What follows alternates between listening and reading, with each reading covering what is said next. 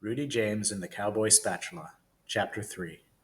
Grandpa Rufus sat on the porch swaying on his old wicker rocking chair as he usually did during midday. Rufus could feel his eyes become heavy as his rocking chair slowly swayed him to sleep. Something caught his eye, interrupting his afternoon nap. Grandpa Rufus leaned forward to get a closer look. In the distance, he could see a dust storm approaching. Well, I better close all them windows, Grandpa Rufus sighed as he pushed himself up from his wicker chair.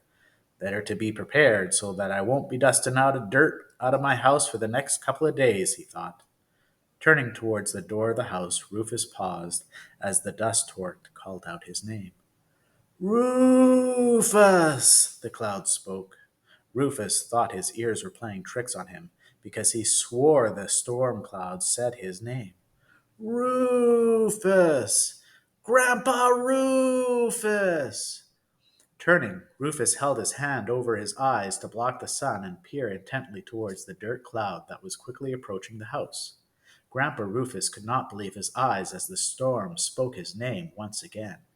Grandpa Rufus! Soon the dust storm would cover the house, but Rufus kept watching to see where the voice was coming from. Well, I'll be, Rufus laughed as he threw his 10-gallon hat on the ground. It's Rudy James! Rudy James, still calling out Grandpa Rufus's name, was speeding towards the house with a trail of dust following behind his speedy feet. Grandpa Rufus sat back on his rocking chair, smiling as Rudy James rushed towards him. As Rudy James came to a screeching halt at the bottom of the porch steps, a gale of dust sped by him. Grandpa Rufus's rocking chair leant backwards from the trail of dust that blew by Rudy James. Darn tootin', Grandpa Rufus sighed. I'll be cleaning out dust out of that house for weeks now. Looking down at his grandson from his old wicker chair, Grandpa Rufus saw the young lad bent over, huffing and puffing. Clearly, Rudy James had something important to say by the look on his face, but he was too winded and continued to gulp for air. Well, out with it, Rufus said with an inquisitive smile, wondering why Rudy James was in such a stir. Take a moment, my boy, he said. Rufus sat patiently, rocking back and forth. Take a moment and think about what you want to say. Rudy James stood up and began to compose himself before he spoke. It's, it's, it is Bullet's birthday tomorrow, he exclaimed, and she personally invited me. Well, I'll be, Rufus smiled. What are you going to get her for her birthday? Rudy James stood confused because he'd never really thought that far. What kind of present would Bullet like? Rudy James stood there dumbfounded while Grandpa Rufus watched from his old wicker chair. I really don't know, Grandpa, Rudy said as he scratched his head. In a moment he began to look worried. Come here, my boy. Rufus beckoned to Rudy James with a comforting tone. He walked up the creaky porch and sat on his grandfather's lap as he rocked back and forth. Rudy James always enjoyed these moments with his grandpa because he always had wise answers to his problems. Sometimes Rufus would say nothing and just sit with his grandson, rocking and watching the sun slowly go down over the stony plain. Sometimes Rudy James and his grandfather would ponder the deeper things of life, things like, what makes the grass grow? And why do those silly bullfrogs croak? Rudy James, Rufus said as he looked down at his grandson with wise eyes. Rudy sat quietly as his grandpa spoke. You know that every cowboy has his talent. Some are really good at taming wild stallions, and some are good with the lasso. Grandpa Rufus paused, rocking back and forth on the wicker chair to let Rudy James reflect on his words. And do you know what my special talent is? For Rudy, the answer was obvious. He responded with pride. Well, you can draw your six-shooter quicker than lightning, he answered. That's partially right, Rufus said with a smile, and he began to tell his story. Rudy James and the Cowboy Spatula, Chapter 4. Grandpa Rufus was not always called Grandpa Rufus. In his day, he was called Rufus the Rabbit because he was always known for how quick he could draw his six-shooter. He was so quick that tales of him spread across the whole western frontier. Cowboys would travel great distances to challenge Rufus the rabbit. Every time a stranger came to town to challenge Rufus, he would send them packing home defeated. One particular stormy night, the rain was coming down in sheets. The wind thrashed so hard that the cold air blew straight through the bone. Inside the same old cabin that Rudy James was raised in, a younger Rufus stood stoking the fire to keep the cold out. A flash of lightning could be seen through the window, lightning the inside of the house with rays of brilliance. Seconds later, thunder soon shook the house. Rufus! An eerie voice called out from the stormy night. Come out of that house and face me. Rufus the rabbit, who always liked to be prepared for any situation, reached for his gun belt, from which his trusted six-shooter hung. Walking towards the front of the door that trembled with the wind, Rufus attached his belt to his waist. A blast of air blew into the house as Rufus tried to peer through the crack of the door. The wind pushed so hard that it almost threw the door open, but Rufus always had a strong hand and managed to keep the wind at bay. As he peered through the crack into the darkness of night, he saw a husky man who stood out in the rain, soaked to the core. The wind was so strong that it could tip a cow over, yet this stranger stood motionless, like a statue. Rufus instantly knew that something was sour in the air, because this man did not look like he was green behind the ears. The stranger looked hard, as if he spent months out in the wilderness. The man's clothes were tattered and faded from the desert sun. The dirt from the man's long journey began to clump together in his beard as rain pelted hard against his face. Rufus had met many strangers on his own travels and met many hard cowboys just like this one standing up on the bottom of the porch. Each time he met a cowboy who was a roughneck, he followed one policy: always be polite. What can I do for you, partner? Rufus asked as he opened the door to greet the stranger. You know what I want, the stranger responded as a gust of wind blew so hard that his long overcoat whipped back violently. At that exact moment, a bolt of lightning radiated the sky, and Rufus could see it, the shine of the stranger's six-shooter. The stranger spat on the ground as he chewed on a waterlogged straw that hung from his mouth. I have traveled all over the country, the stranger spoke with cold eyes. I've been to California, Texas, and the Mississippi. The stranger curled his hand into a fist and began tapping his chest with a pointed thumb. And I have not met one cowboy in this whole country that could beat me in a quick draw. Well, congratulations, mister, Rufus chuckled. The stranger seemed to become deranged by Rufus's responsive kindness and began to pace back and forth. As I traveled, I began to hear rumors about a cowboy named Rufus the Rabbit, who was a gunslinger that could not be beat. The stranger spoke as if each word brought new wave of anger. Even when I won a duel, I would only be defeated with the words the others whispered behind my back. Well, it's not always good to listen to what other people say, Rufus responded cautiously. You know what they say? A trembling gust of wind began to shake the house, and the porch windows began to tremble.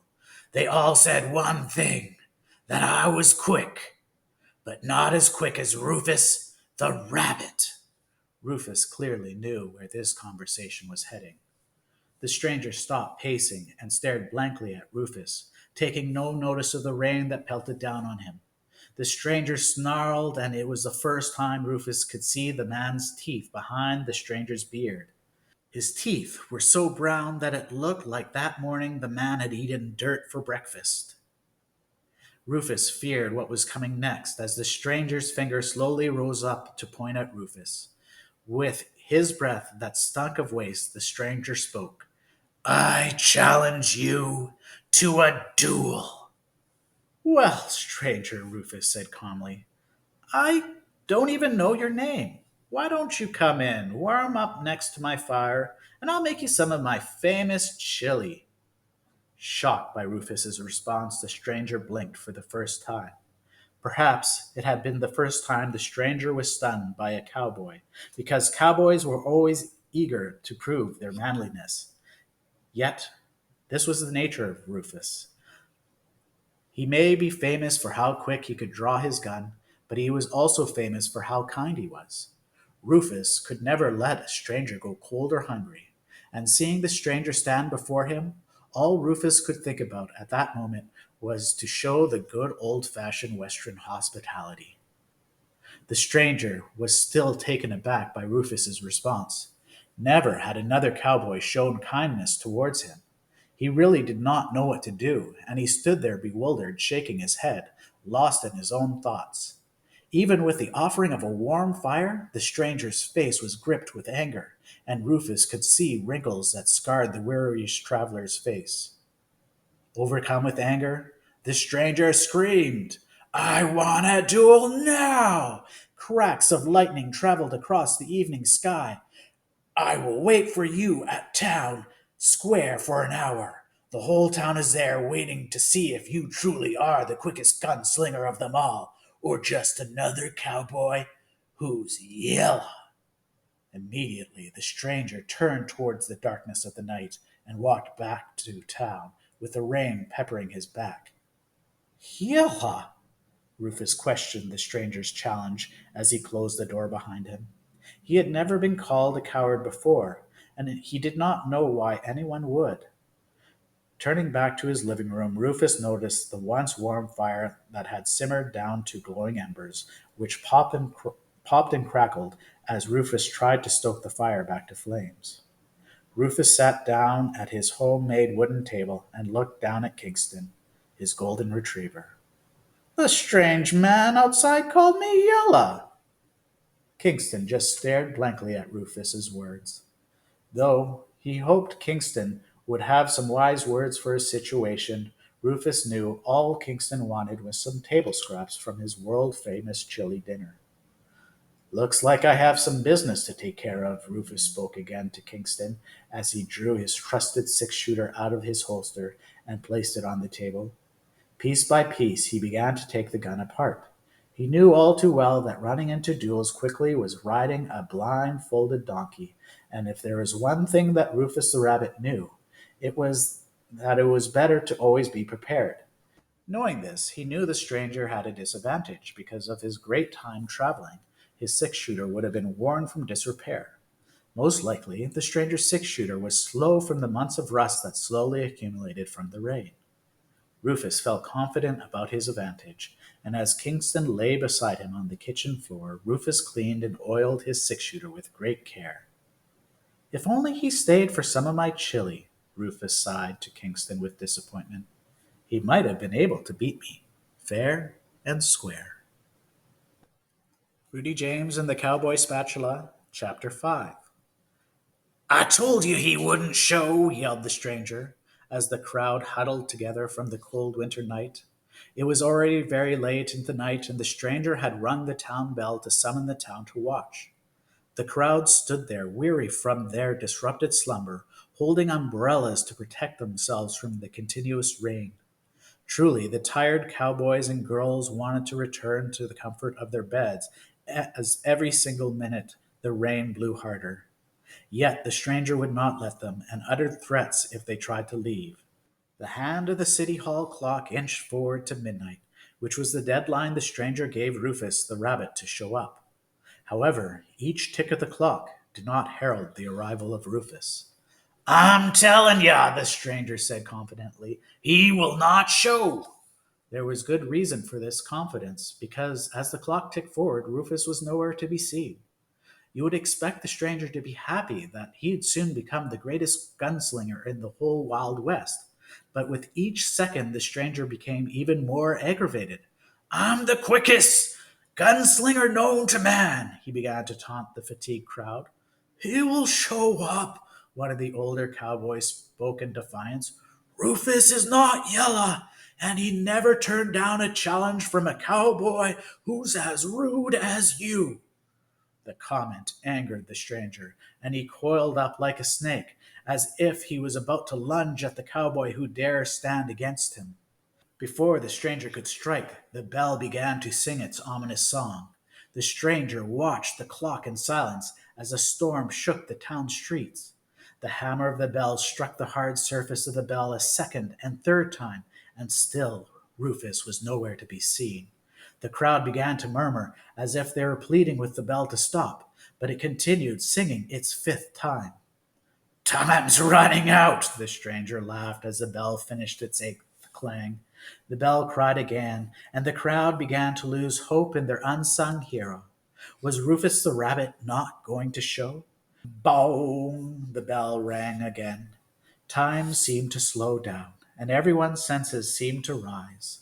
Every drop slowly bounced from the ground, and the bell hammer slowly reached back to strike the bell an 11th time. The sound of the ring sent shivers down everyone's spine. Rufus was going to fail. He did not show up. Maybe he was yellow, like the stranger claimed, and the crowd began to mourn as the final toll of the bell hammered the final nail in the coffin. The crowd cried as the bell rang because the sound of the bell seemed to speak. It sounded as if the clock moaned, "Stranger!" But of course, everyone in their right minds knew that clock bells don't speak. Looking up to see where the voice came from, everyone stared towards to catch a glimpse of the odd occurrence. A dark figure standing defiantly in the casing of the bell tower called, "Stranger!" The people of Whispering Pines were always superstitious folk, and they began to cry, "Ghost!" Their cries became louder as lightning struck the bell tower, causing sparks to fly outward like fireworks. With such a clash of radiance, the night became like day, and the crowd could see whom the dark figure was that stood upon the bell tower. The dark figure that called out at the stranger was Rufus the rabbit, who did not quiver as the gale shook the tower of the town bell. "Stranger, why do you look so confused?" Rufus spoke to the stranger, looking up with his mouth agape. "I thought you wanted a duel." Like a whip, another bolt of lightning unfurled and struck the top of the bell tower. Sparks flew from the building, and like a rabbit, Rufus hopped off the building. The crowd screamed in terror as their unsung hero flew forward like a dove, falling to his doom. But as Rufus the rabbit approached the ground, he landed with a flutter. His poncho shuddered around him from the wind, and the stranger finally saw the full reckoning on Rufus's face. The crowd cheered and clapped as they witnessed such a spectacular feat. "Not only is Rufus the quickest gunslinger," the crowd murmured, "but he can fly as well." Rufus now stood on the ground, holding on to a rope that he used to slide to the ground. Letting go of the rope, he took 3 long, hard steps towards the stranger, who was almost beside himself in fear. They stood toe to toe, and each of the men could hear each other breathe. "Are you ready, partner?" Rufus asked, not breaking eye contact with the stranger, who was struggling to calm his breath. It did not take long for the stranger to calm his fear, and it did not take long before the mean old snarl was back on his face. "I reckon there's no better time," the stranger spoke flatly. This concludes chapter 3 to 5 of Rudy James and the Cowboy Spatula. If you would like to hear more, like and subscribe to let me know you're interested. Thanks.